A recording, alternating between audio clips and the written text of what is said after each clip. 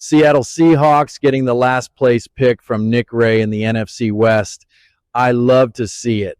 I love to see it. All of them are picking the Seattle Seahawks to be last because they all just think Sam Darnold's not good. Nick said in this segment, and I wish I could play it for you, but there's too much music, so unfortunately I can't. But that going from Geno Smith to Sam Darnold was a huge mistake. And yeah, Sam Darnold and Clint Kubiak are going to have a lot of success. They're going to have a lot of success, and this defense should be great. This defense should be legit. Okay, and you combine that now with what I think will be a much better coached offense with a quarterback who I think it will be a lot more simple and straightforward to work with a younger coordinator.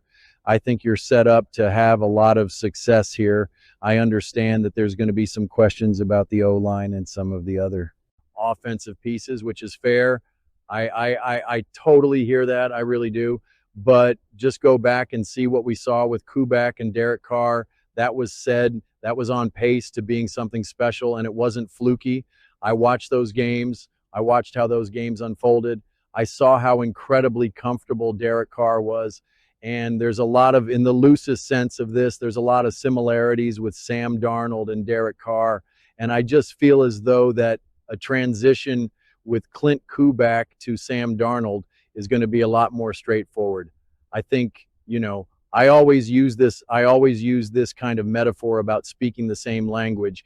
And I think they're going to speak a lot of the same language to each other. And that bought us incredibly well for this offense. And so I believe that this offense can take a legitimate step forward, and this defense, where you have a great defensive head coach who's going to continue to evolve this defense and get better and better. Remember, even last year, this team had a lot of momentum. The momentum was inhibited. It could have had a lot of momentum, but then you did deal with a lot of injuries, especially defensively, which then kind of just, things just kind of, you weren't quite able to put it all together when it mattered most, which is fine, which is totally fair. And when you were going up against a more high-powered offense like the Detroit Lions, like you could see why, right? You could see how that defense just didn't have it in those moments. And that's fine. And the offense wasn't then good enough to kind of keep up. They just weren't. And, even though that game ended up getting a little bit closer down the stretch, wasn't exactly a close game, although it could have weirdly become a close game, right? If you did have a little bit of help and support from Geno. I forget the exact play, but there was a big play that Geno made, a great play. But then I think it was a drop pass for a first down that really could have changed the flow of that game down the stretch, and it just didn't happen.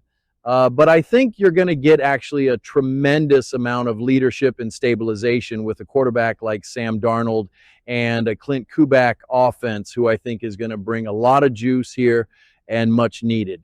And I have incredible levels of confidence for this defense and the culture and just how well it's run. I mean, look what McDonald was able to do with the Baltimore Ravens. Now, Harbaugh is an interesting head coach because he's both defensive-minded, but also a little bit more of a walk-on coach than I think people kind of understand. So I think it's not exactly 100% clear, but to me, what is clear when you see what McDonald has been able to do when he goes to the Ravens, and then you see him leave the Ravens, and you see that defense take a step back, and you see him now come to Seattle. And when he gets when he starts to get the personnel that he needs, or when he does have, whether it's just, snapshots throughout the season with regards to health, what he's able to do and execute, it's just a matter of time that you have enough foundational pieces that this defense now becomes, like I always talk about, suffocating. That it's just like, oh man, this defense is just going to be great, highly communicative, physical, tough, smart, aggressive, right? Like just all the boxes checked, and that's you're on that timeline now. You're taking those steps. And then again, when I think Clinton Kubiak was an awesome hire. So then when you take care of the other side of the ball and you have a Sam Darnold, like, yeah, the rest really is can the weapons step up, and can the O-line, does it have to be a brick wall, but can it just be good enough? Can it just be good enough? and I'm excited. I'm excited to find out. I mean, here you have what they were last year. Okay, their offense end pretty stagnant at times, and Go Smith again. To be fair, I think did the best that he could. So I don't necessarily put that on Geno Smith by no means. And then you have the defense, which was giving up 21.66 points. I could easily see this defense now being under 20 points per game, which in football's terms that is massive, right? It's weird how a point of just a point makes honestly a massive difference. I think offensively you're going to take care of the ball so much better. The Seahawks were top 8 in turnovers last year. I think that absolutely gets slashed. I think that absolutely gets slashed, which then takes off a lot of pressure on the defense. Just by that alone, you're going to get an elevated defense. So I'm incredibly high on the Seattle Seahawks. Um, I think at this point to keep trying to favor a team like the Cardinals over the Seahawks, like I'm just like I just don't see it. And although I believe in the Rams offense more than I would believe in the Seahawks offense, if Matthew Stafford is a little banged up throughout this season, and if that O-line takes any issues, any type of injuries like they've had in years past, pretty much every single year since Stafford's been there. I just think that the defense for the Seahawks at this point has the potential to be great enough where if there's any liabilities, if there's any issues on an offense, whether it's with the Cardinals and Kyler Murray, whether it's Brock Purdy and the 49ers who are already dealing with injured offensive weapons, and the Rams who are dealing with how healthy is Stafford right now. I just believe that the Seahawks defensively will be well coached enough to take advantage of that. Now, do they have enough offensive firepower to take advantage of it as well? That remains to be seen. I always talk about how certain teams, if they're well coached enough and they're great enough, that all they need is the tiniest margin, that they just need the littlest advantage. That's all it takes. And a great coach, a great team, whatever it may be, will be able to exploit that no problems. And I do believe defensively I have that confidence in the Seattle Seahawks just because of, again, how well it's coached, the continuity of coaching, and just what that roster should look like this year. And you're going up against 3 offenses that are hardly bundled.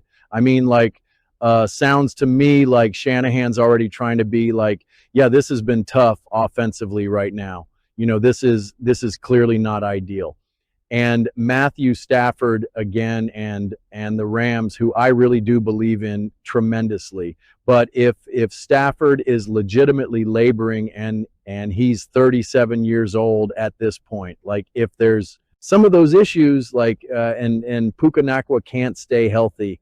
Again, it's just the door's wide open. There's doors just wide open to get after it. To me, it's more how resilient can that offense be?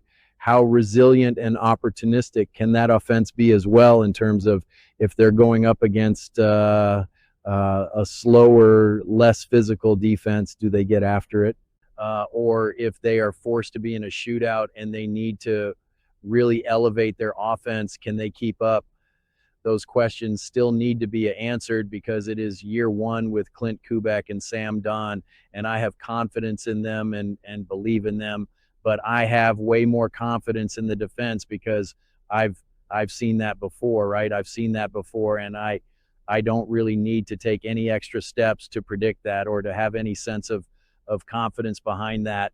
And so that alone, though, I think can go a long way.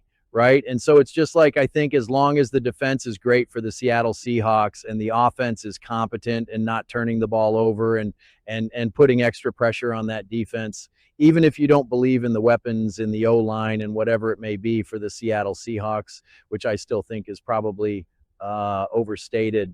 I just think that you're in a position to still have a tremendous amount of success. So The Seahawks are definitely a team that are being very much underrated, which I find interesting because things were hardly a straight line for them last year, and yet they still were able to compete. I mean, like they were still kind of right there in the hunt and the mix, and I just feel as though they got better on both sides of the ball. And I think an elevation with coaching too. Like I'm pretty high on Clint Kubiak, probably more than other people, but just me. I said this before in a previous Seattle Seahawks video. Like Clint Kubiak, his stock shot through the roof when he was first with the Saints. Okay, and it was just like, oh my goodness. Then they got decimated with injuries, and when that happens, it's like everyone, you always have to blame someone. And so they're just like, all right, Clint, get out of here. And it's just like when that offense was healthy, he had that offense rolling, absolutely rolling. And Derek Carr was set up to be like, and Derek Carr looked so unbelievably comfortable.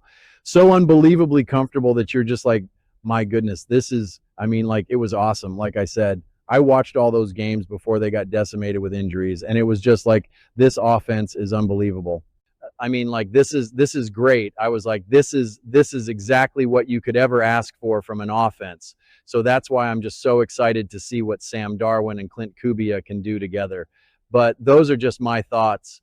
I'd absolutely love to hear yours. What do you guys all think about the Seattle Seahawks being last place in the NFC West and far, far from contending to be in the playoffs? Let me know in the comments below. I read every single comment. So you agree with me or disagree with me. Either way, let's get in some discussions. Let's get in some fights. But ultimately, let's just have some fun. And please do consider subscribing. We are building an amazing community here and absolutely love to see you part of it. I want to build something that we all generally feel connected to, something that we're really excited to be part of. I think we're on our way to doing it. And please don't forget to give this video a thumbs up, as it really does help with the visibility and the algorithm. Thank you so much. See you next time.